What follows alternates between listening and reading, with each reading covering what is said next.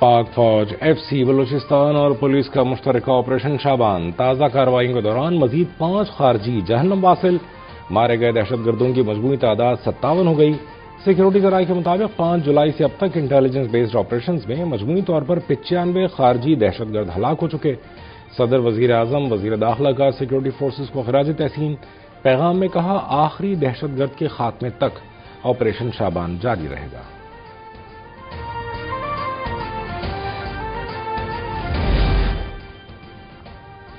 لکی مروت میں منجی والا link road پر حاجی گل وانڈا کے قریب 2 گروہوں میں تصادم، 2 طرفہ فائرنگ سے خاتون سمیت 5 افراد جاں بحق۔ پولیس کے مطابق فائرنگ کی وجہ پرانی دشمنی بتائی جا رہی ہے۔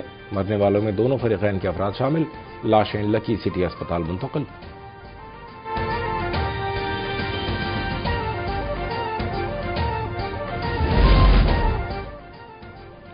ایک 1000 میزائل ایران کی جانب نشانہ باندھے تیار ہیں۔ امریکی صدر کی ایک اور دھمکی، کہا ضرورت پڑنے پر امریکی فوج کو ایران کے تمام علاقے مکمل تباہ کرنے کے احکامات دیے جا چکے ہیں۔ تہران نے مجھے قتل یا اقدام قتل کی دھمکی پر عمل کیا تو سنگین نتائج ہوں گے، مزید ہزاروں میزائل داغے جائیں گے۔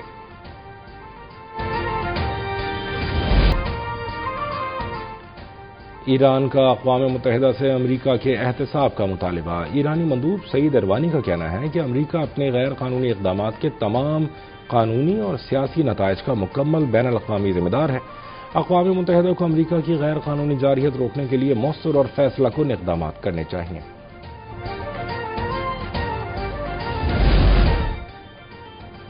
امریکہ کا ایران سے ہرمز میں حملے بند کرنے کے عوامی اعلان کا مطالبہ نہ ماننے کی صورت میں سنگین نتائج کی دھمکی۔ امریکی ویب سائٹ کے مطابق ایران کے جوہری تنصیبات تک رسائی نہ دینے پر امریکہ کے پاس عسکری آپشنز موجود ہیں۔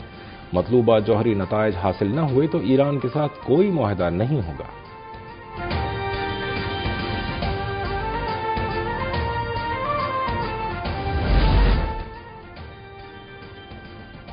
خطے میں بڑھتی کشیدگی کسی کے مفاد میں نہیں، تشدد اور عدم استحکام کا سلسلہ اب ختم ہونا چاہیے۔ سفارتکاری اور مسلسل مذاکرات ہی متنازع امور کے پائیدار حل کا واحد راستہ قرار۔ پاکستان کے مستقل مندوب عاصم افتخار کا سلامتی کونسل میں خطاب، کہا پاکستان کشیدگی میں کمی، جنگ بندی اور علاقائی استحکام کے لیے تعمیری سفارتی کوششیں جاری رکھے ہوئے ہیں۔ حساس مذاکرات کے دوران ایسے بیانات اور اقدامات سے گریز کیا جائے جو غلط فہمیوں کو جنم دیں۔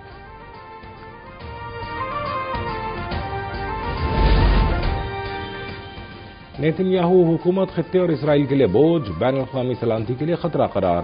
ترک وزیر خارجہ حاکان فیدان کا کہنا ہے کہ اسرائیل میں انتخابات قریب آتے ہی نیتن یاہو اور ان کے ساتھیوں کو نئے دشمن کی ضرورت پڑتی ہے۔ حماس، حزب اللہ اور ایران کے خلاف جنگ کے بعد اب Nitin Yahoo and company Türkiye کو اپنا دشمن بنانے کی کوشش میں ہے۔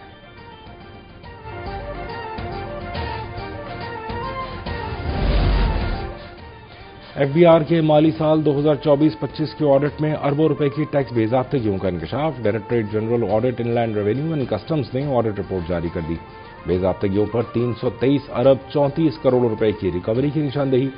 جنوری تا دسمبر 2025 صرف 43 ارب کی ریکوری ممکن ہو سکی۔ FBI کا داخلی کنٹرول نظام کمزور اور غیر مؤثر قرار۔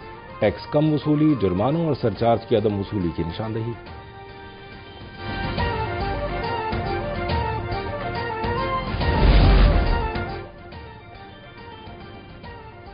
K2 ایئر ویز کارگو طیارہ حادثہ، ابتدائی تحقیقات میں نیویگیشن سسٹم کی خرابی زیر غور، ساختی ٹوٹ پھوٹ، رن اوے ٹرم اور فلائٹ کنٹرول خرابی سمیت دیگر امکانات بھی زیر غور۔ فلائٹ ریڈار کے مطابق حادثے سے قبل عملے نے ایئر ٹریفک کنٹرول سے ہیڈنگ گائیڈنس طلب کی۔ طیارہ انتہائی تیز رفتاری سے سمندر کی جانب گرا۔ شارجہ سے روانگی سے قبل طیارے کی مینٹیننس کی گئی تھی۔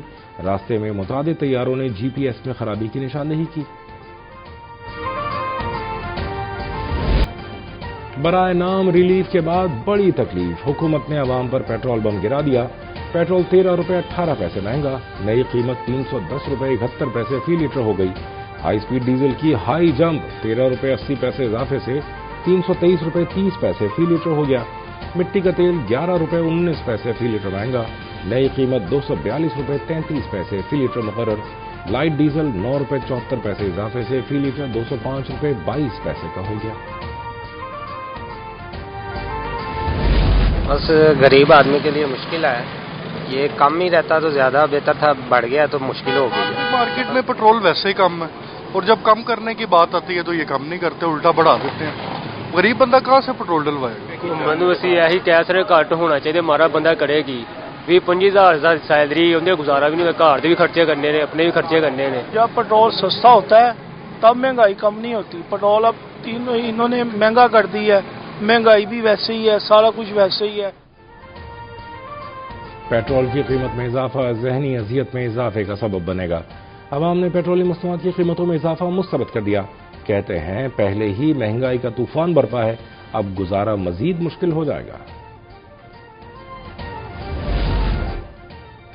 پیٹرول، ڈیزل، مٹی کے تیل کی قیمتوں کے بعد جیٹ فیول کی قیمت میں بھی اضافہ۔ ہوائی جہاز کا ایندھن 13 روپے 23 پیسے مہنگا۔ جیٹ فیول کی نئی قیمت 251 روپے 2 پیسے فی لیٹر ہو گئی۔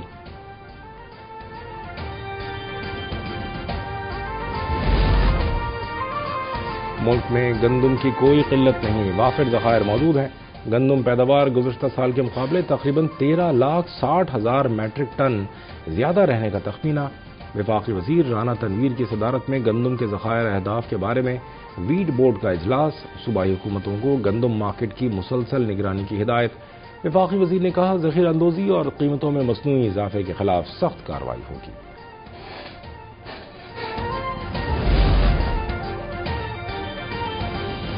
وزیر اعلیٰ پنجاب مریم نواز کی زیر صدارت اجلاس۔ Nawaz Sharif centre of eminence project پر بریفنگ۔ وزیر اعلیٰ کو بتایا گیا سینٹر کی ہر کلاس میں 30 طلبہ، بہترین اساتذہ اور اعلیٰ تعلیمی سہولیات فراہم کی جائیں گی۔ وزیر اعلیٰ نے کہا نواز Sharif centre of eminence Punjab میں تعلیمی انقلاب کا آغاز ہے، یہاں محروم طبقے کے لیے 0 فیس کی سہولت ہوگی۔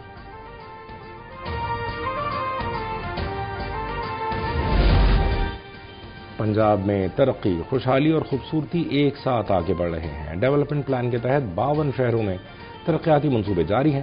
صوبائی وزیر اطلاعات عظمہ بخاری کہتی ہیں پنجاب کے تمام شہروں میں پبلک مارکیٹس کو جدید تقاضوں کے مطابق بنایا جا رہا ہے۔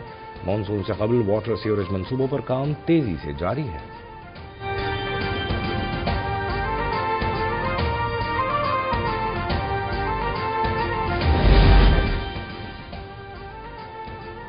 امریکی کونسولیٹ کے وفد کا ای پی اے لاہور کا دورہ۔ سینئر وزیر مریم اورنگزیب نے وفد کو ای پی اے کی کارکردگی پر بریفنگ دی۔ نومبر 2024 میں لاہور دنیا کا آلودہ ترین شہر تھا، اب صورتحال بہتر ہے۔ وزیر اعلیٰ پنجاب کی ہدایت پر ای پی اے کو اختیارات اور وسائل فراہم کیے۔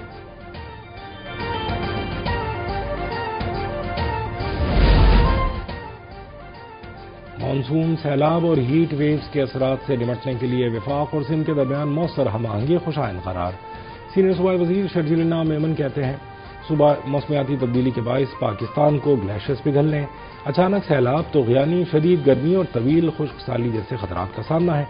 نئی ٹیکنالوجی سے انسانی جانوں، بنیادی ڈھانچے اور املاک کو محفوظ بنانے میں نمایاں مدد ملے گی۔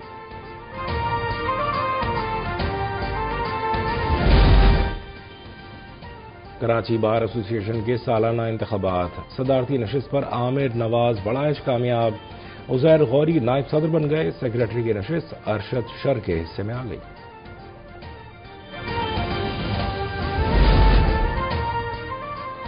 ڈرگ ڈیلر انمول عرف پنکی کے خلاف قتل کا مقدمہ، ملزمہ کی جیل میں سہولیات نہ دیے جانے کے خلاف درخواست۔ Women jail superintendent judicial magistrate جنوبی کی پیشی، عدالت کو بتایا سول اسپتال سے ملزمہ کا علاج چل رہا ہے، ڈاکٹر کی تجویز کردہ ادویات فراہم کی جا رہی ہیں۔ عدالت نے انمول عرف پنکی کی درخواست نمٹا دی۔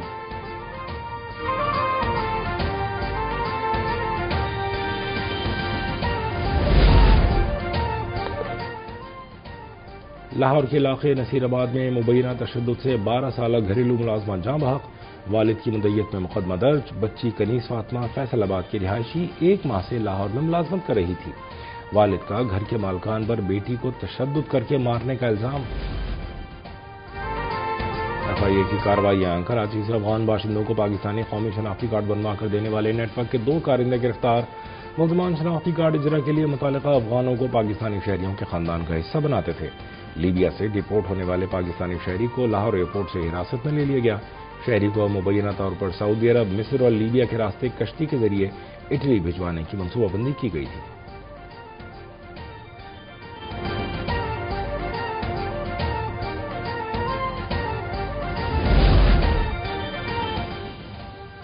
غیر قانونی افغان طالبان رجیم کے وزیر کا بھارت میں شرمناک اور مذہق خیز بیان۔ افغان وزیر زراعت مولوی عطا اللہ عمری نے کہا کہ مجھے ہرگز یہ احساس نہیں ہوا کہ میں کسی غیر ملک میں ہوں، یوں لگا جیسے یہ ہمارا اپنا ہی ملک ہو۔ افغان وزیر کا افغانستان اور بھارت کا ڈی این اے ایک قرار دینا عکاس ہے کہ دونوں ایک ہی سکے کے دو رخ ہیں۔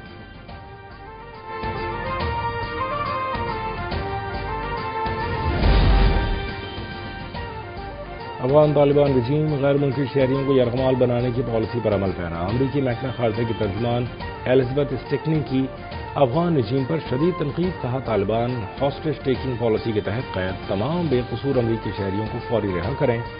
افغانستان میں دہشت گردی کے خلاف جنگ امریکہ کے اہم ترین قومی مفادات میں شامل۔